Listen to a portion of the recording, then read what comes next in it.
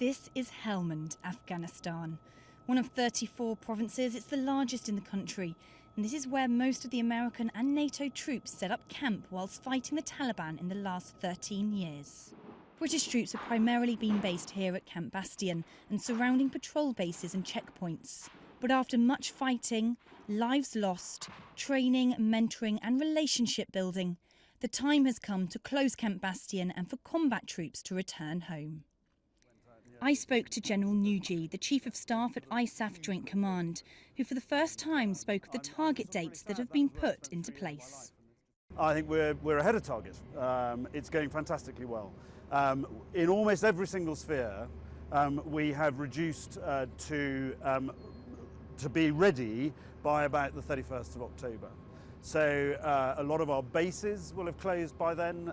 When I arrived here, there were 150 bases. We'll go down to about 25. So we've got rid of 125 bases, give or take. British troops will not totally leave the country, however.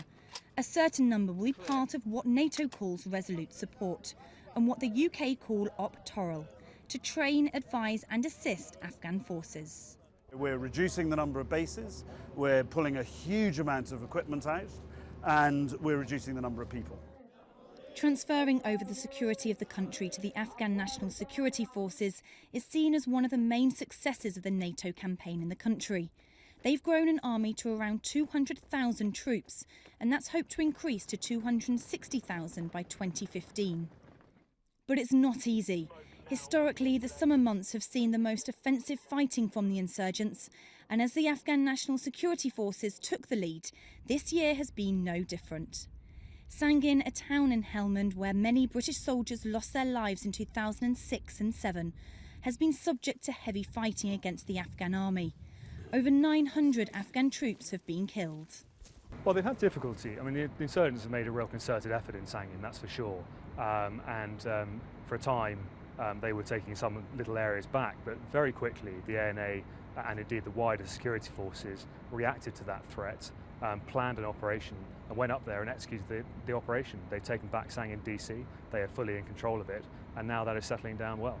As the British continue to show confidence in the ANSF, the drawdown continues, with Bastion reducing in size day by day. Well, while the focus in Bastion is on redeployment, here in the capital in Kabul, tensions are rising high as the first peaceful democratic election results are soon to be announced.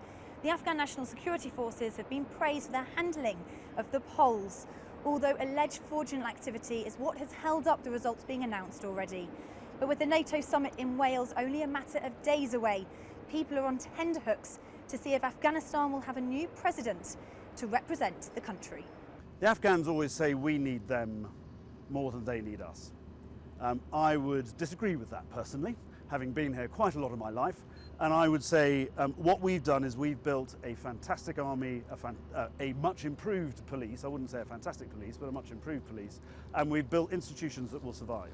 But it'll only survive if there is money coming in from the international community, that there is a donor contribution to this economy. The economy is not yet strong enough to survive on its own. It needs international money. The NATO summit will provide a focus where those sorts of guarantees of international money coming through are still coming. Without that, it'll be difficult for them.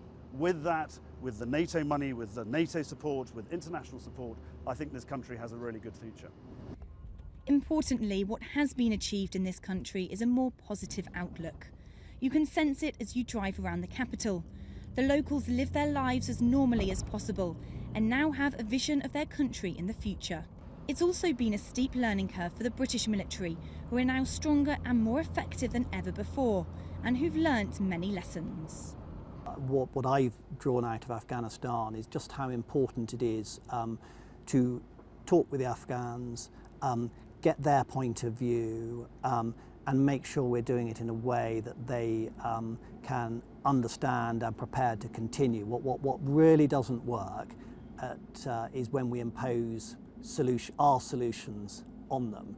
In many cases, they are far more effective than us. They can do things far more quickly, with far less staff work in a far less complicated manner, with far less information technology, and for them it works. and many British troops who have served here once, twice, 3 times in the last 13 years, they'll look back on their tour and personally take something away with them. I passionately believe that actually this country does have a future, does have hope, does have opportunity. And I think that's what we, the British and the coalition, have done, is given them hope. For the first time in about 25 to 30 years, we've given them hope. And I think that, we ought to be really proud of that, actually. And that's what I'll go away from here with. The chapter of Op Herrick will soon close, but the Afghans will still be getting that support they need to eventually be strong enough alone. Laura Hawkins, Forces News, Kabul.